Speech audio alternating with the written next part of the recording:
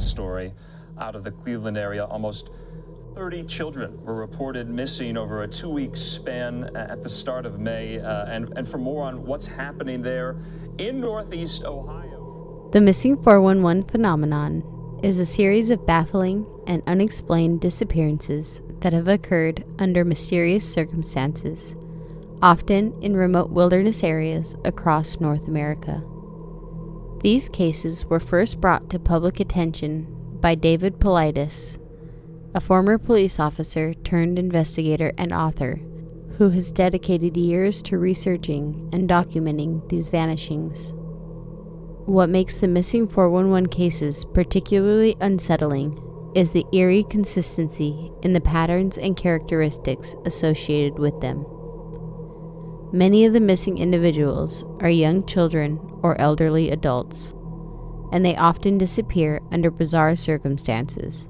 In some cases, they vanish in mere moments, even when surrounded by family or friends.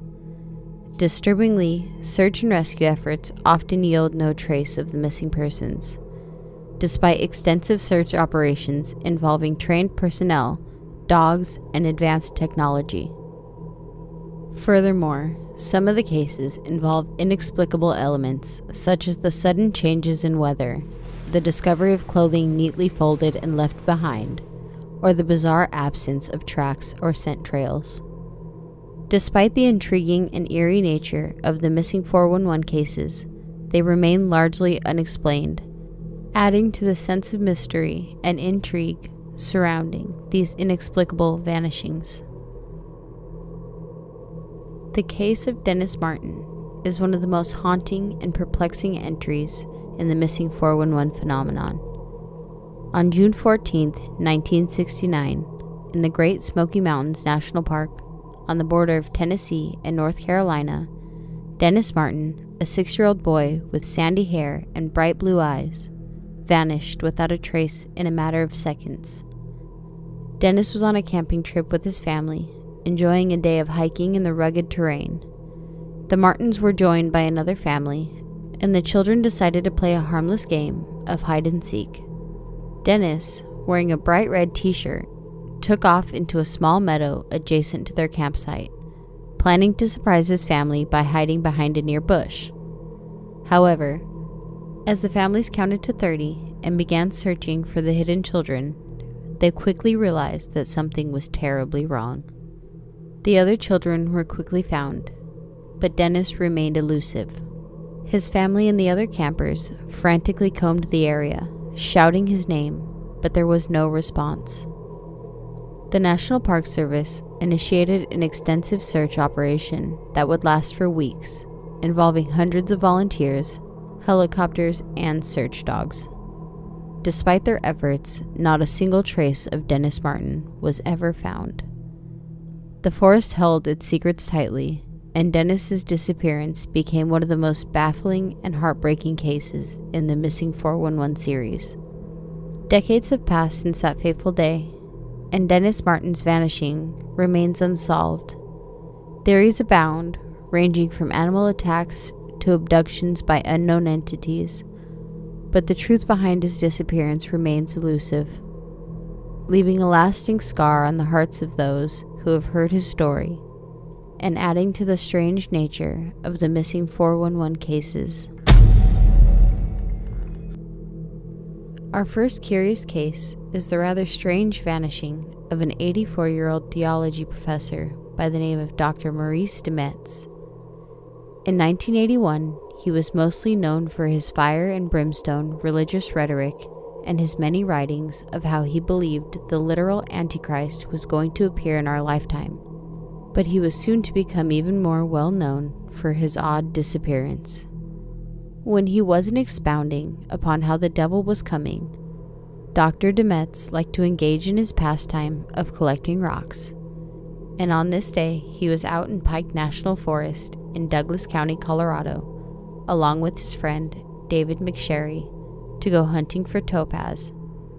Demetz was 84 years old at the time, with a range of health problems that caused him to rely on McSherry to get around. His bad knees making him unable to get very far on his own. In other words, he wasn't some spry young devil who could just run off at moment's notice. They spent the day digging around for the rocks, and they sort of had a system where McSherry would drop Demetz off at a spot and then go off on his own nearby, after which he would pick up the doctor and they would move on to a new location. On this day, everything was going smoothly and they had spent hours digging at different spots. McSherry would typically not be too far away and would check on the doctor regularly, every 15 minutes or so. At one spot, he was only about 100 yards away from Demetz and went to check on him just 10 minutes after he last saw the doctor.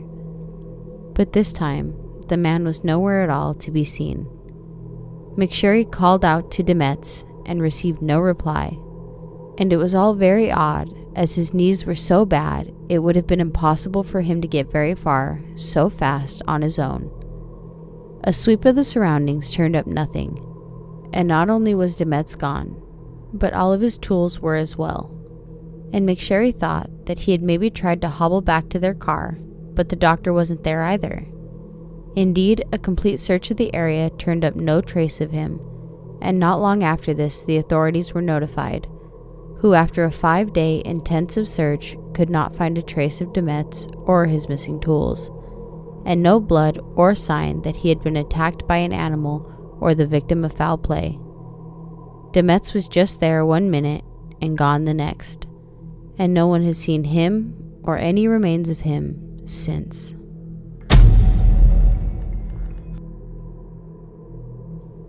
A similar missing 411 case with a rather more sinister ending is the one that happened decades before and is perhaps not as well known. In the summer of 1958, a 10-year-old boy, Bobby Bitsup, was attending a Catholic camp retreat called Camp St. Malo at the Rocky Mountain National Park, along with a group of other youths. On August 15th, the introverted and partially deaf Bitsup went down to a place called Cabin Creek in order to do some fishing, and at the time there would have been nothing unusual about it, as there were camp counselors nearby and the creek was a popular place for the boys to fish. When it was time to head back to join the others for dinner, a counselor got the boy to head back with him, and the two began their walk towards the nearby camp. According to the counselor who was with Bitsup at the time, the boy was right on his heels, yet he glanced over his shoulder to find the boy gone, even though he had been following close behind him just moments before. The startled counselor was sure that he was just hiding and playing a game, so he looked around the area and called out to the boy, but there was no sign of him. When other counselors were called and no one could find him, authorities were notified, and so began a 9-day-long intensive search involving nearly 400 police officers, volunteers, and airmen from Denver's Laurie Air Force Base, utilizing aircraft and tracking dogs, but absolutely no trace of Bitsup was found. It was quite baffling because he had been right behind the counselor, and it seemed impossible that he could have gotten so far so fast on his own. Some odd clues came out at the time, including a report that a vacationing doctor had seen Bitsup a full 15 miles away in a hardware store at Essex Park.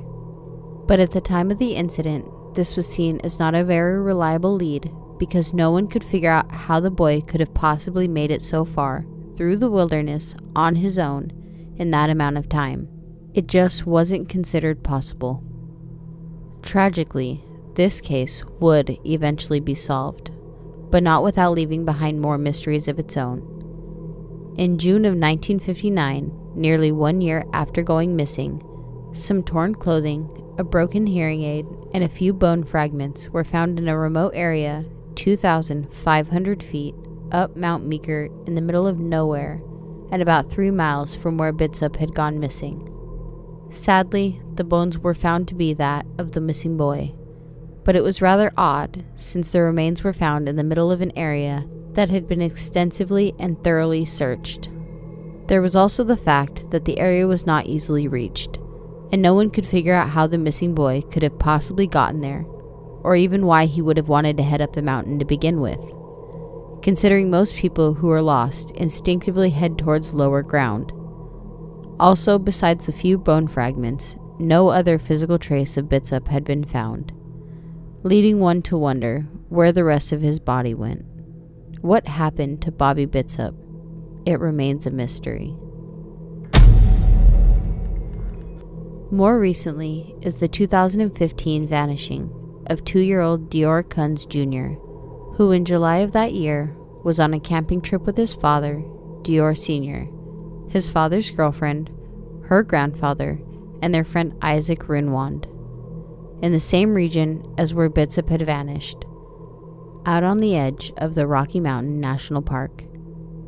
At one point, Dior Jr.'s father and girlfriend left the boy at the campsite with the grandfather for a short time, and when they returned, he was gone. The grandfather told them that he had simply been there 1 second and gone the next, and a search of the area turned up no sign of him, nor did an extensive official search of the area. It was not thought that he had been kidnapped because there was only one narrow dirt road leading onto the campground, and it seemed like an animal attack would have been noticed by the grandfather and left behind some sort of evidence.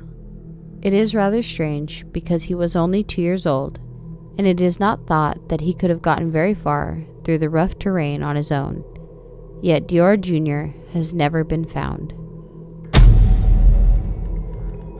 Perhaps even weirder than any of these cases are those in which the person is vanished, only to reappear later, unable to explain what has happened. An earlier case of this is that of 2-year-old Keith Parkins, who in 1952 was visiting Ryder, Oregon, to stay at his grandfather's rural, remote ranch. The area was surrounded by forest, but Keith was allowed to play out in the yard, and on this day, that is where he was. His grandfather constantly checking up on him. At one point, the grandfather looked outside expecting to see the boy playing, as he had been just minutes before, but he was nowhere to be seen. Like in the other cases that we have looked at, a massive search was launched, made all the more urgent because there was frigid, bad weather set to hit that evening, which it was thought such a young boy would not be able to survive. When nightfall came, little Keith Parkins had still not been found, and it was considered puzzling that he could have even gotten so far so quickly without a trace. The search went on all night, and when morning came, they finally located Parkins alive, lying face down on a frozen pond around 8 miles through rough wilderness from where he had gone missing.